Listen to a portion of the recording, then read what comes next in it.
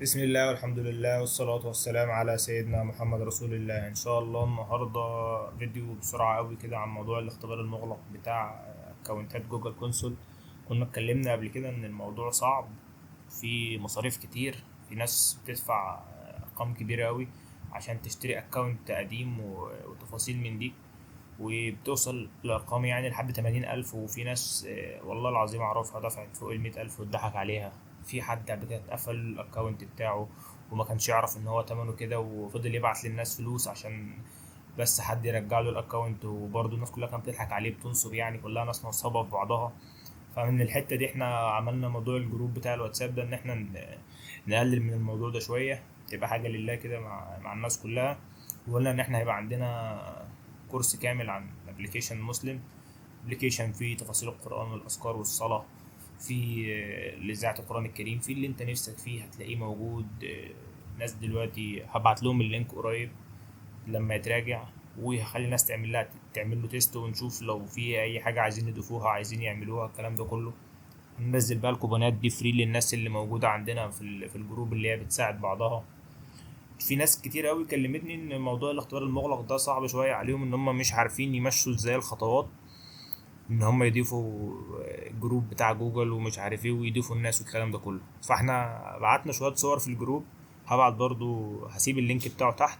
بس برضو الناس ان هي ايه بتتكلم ان هو الموضوع بالنسبة لها صعب شوية، فعايزين فيديو. فانا عامل الفيديو ده مخصوص عشان الموضوع ده. بس في حتة عايز اخد رأيكم فيها يعني.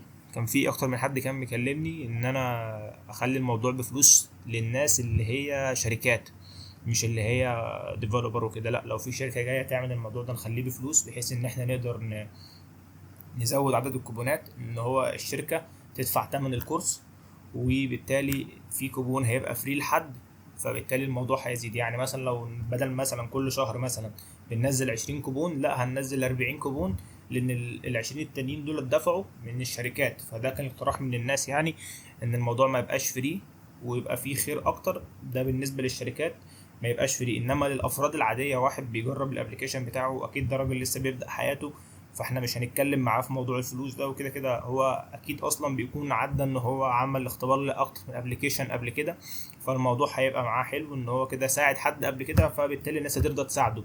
ولو هو ما حبش يساعد حد قبل كده، ما فيش مشكله، هيقدر يدفع فلوس عشان الموضوع يمشي. فبرضه في الاول وفي الاخر انت الكسبان يعني. ده لو انت الراجل اللي بتعمل تيست، او انت اللي حابب ان الابلكيشن بتاعك يتعمل له تيست. خلينا ندخل في الموضوع على طول عشان ما اطولش عليك. بص يا سيدي، انت الموضوع اول ما تيجي تعمل الابليكيشن بتاعك بيبقى عندك حاجه اسمها الاختبار الداخلي، اعدادات التطبيق، وبعدين الاختبار المغلق، وبعدين مرحله الانتاج. الاختبار الداخلي ده سيبك منه، بس خليك عارف ان هو في المستقبل هيبقى اجباري. الناس اللي تشتري اكونتات جديده هيبقى عليها الموضوع اجباري ان لازم تعدي المرحله دي. طيب بعدين في حاجه اسمها اكمال اعدادات التطبيق. دي بتبقى عباره عن ايه يا معلم؟ ان انت بتكمل البيانات بتاعه الابليكيشن بتاعك زي ما انت شايفها صح.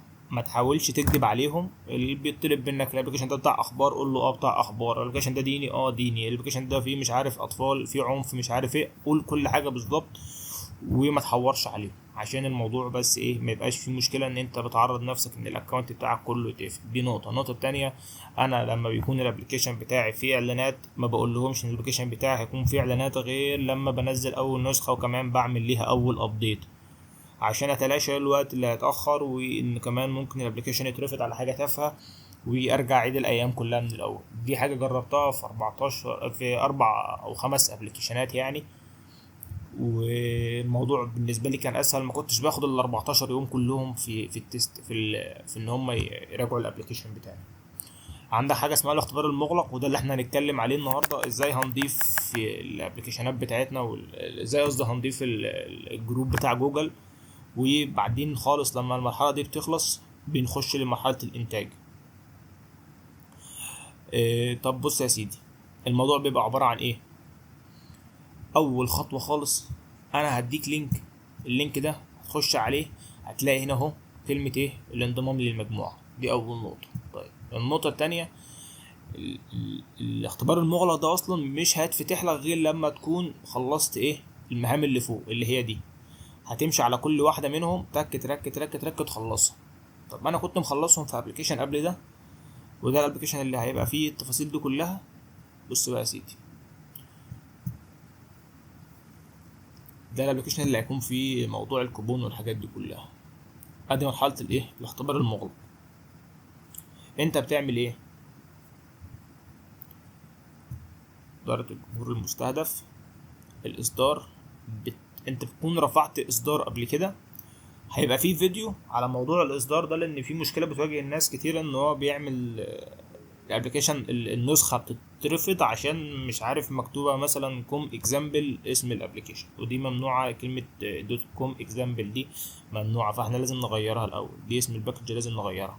اقول لك هنعملها ازاي في فيديو برضو، مش هياخد دقيقتين بالظبط ان شاء الله يعني. طيب، وهتختار البلاد. عشان احنا في الجروب اختار كل البلاد، عشان تلاقي معانا ناس من المغرب وناس من الجزائر ومش عارف ايه الحاجات دي، فانت برضو اختار كل البلاد.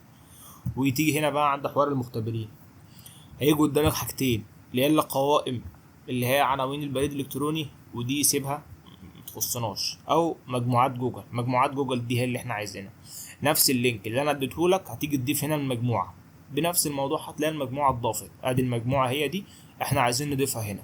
مجرد ما بتضيفها هنا وبتضيف الايميل بتاعك، اول ما بتخلص الحته دي اهي، الحته دي ضفت الايميل بتاعك، هتلاقي ان انت بيقول لك تحب تروح لمرحله نظره عامه على النشره. قول له هروح.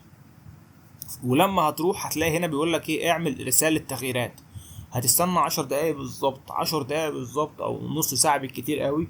هتلاقي هنا الموضوع اتغير شويه، وجالك ان ايه، رساله تغييرات للمراجعه. يعني هتبقى هنا كلمه مراجعه وبعدين رساله تغييرات للمراجعه، يعني دي او دي العكس، انا مش فاكر. المهم ان انت هتلاقي هنا ايه، كلمه هتدوس عليها، وبعد 10 دقايق او نص ساعه تيجي هتلاقي الكلمه اتغيرت وتدوس عليها. حلو الكلام. لما تلاقي الكلمه اتغيرت ودوست عليها، هتلاقي ان هو رجعك تاني هنا اهو، وبقي متاح ليك. لحظه، رجعك تاني هنا اهو، وبقي متاح ليك ان انت تاخد لينك الابلكيشن بتاعك تعمل له نسخ. انا دلوقتي ما اقدرش اعمل له نسخ لان هو اصلا ما خدش الابروف ان هو ينفع يتوافق عليه. الموضوع كله بياخد على بعضه تقريبا 20 يوم حاجه زي كده يعني. الموضوع برضه مش صعب يعني، ولا في تضييع وقت ولا اي حاجه. انت بتوفر على نفسك فوق 80,000 جنيه وفوق النصب وفوق الكلام ده كله. حاجه اصلا مش مضمونه، انت يعني ممكن تتسرق فيها. معرفش بقى الدنيا يعني ايه فيها بصراحه، بس هو الموضوع بقى صعب اليومين دول يعني. في الناس كلها بتسرق بعض، فانت خدوا بالكم يعني من الحته دي، ان الموضوع ده هيبقى فيه مشكله معاكم يعني شويتين ثلاثه. ما تثقش في حد عموما على النت يعني، الناس كلها على بعضها بقت حوار تاني يعني. طيب خلينا نراجع بس الموضوع مع بعض. انت بتضيف خطوه رقم 1، بتضيف مجموعه جوجل، بتخش فيها تبقى عضو منها. وبعدين بتيجي هنا اهو وتضيف الجروب بتاعنا. اختار مجموعات جوجل وتضيف الجروب بتاعنا، وبعدين بتضيف هنا الاكونت بتاعك اللي انت عاوز الناس تبعت لك عليه. هتظهر لك رساله صغيره بتقول لك ايه، الانتقال على اي حال. قول له انتقال على اي حال. هيجيبك في الصفحه دي نظره عامه على النشر، وبعدين هيظهر معاك ان هو يقول لك ايه، رساله التغييرات دي للمراجعه. وبعدها بشويه هتلاقي ايه، ان هو افتكرت الكلمه اللي هي اسمها نشر، يعني واحده اسمها رساله تغييرات للمراجعه. وبعد شويه هتلاقي الموضوع بيه معاك ايه، نشر. بعد 10 دقايق بالظبط اول ما هتدوس نشر، هترجع هنا للاختبار المغلق، وهيبقى قادر ان انت تاخد اللينك كوبي. وكده كده انا بعت الصور على الجروب، معاك الصور معاك الفيديو. موضوع مش صعب، ما فيهوش تفاصيل كتيره يعني. مش عارف طولت عليكم ولا لا، بس يعني حبيت اشرح الموضوع باستفاضه اكتر، وحبيت اخد رايكم في الموضوع. وهنشوف برضه هنتناقش في الجروب يعني الموضوع هيبقى ماشي ازاي. هسيب اللينكات كلها تحت، لو في اي سؤال او اي موضوع بقى اي حد يكلمني في اي حاجه انا هرد عليه ان شاء الله. سيب لي كومنت اي حاجه يعني اللي انت عايزه.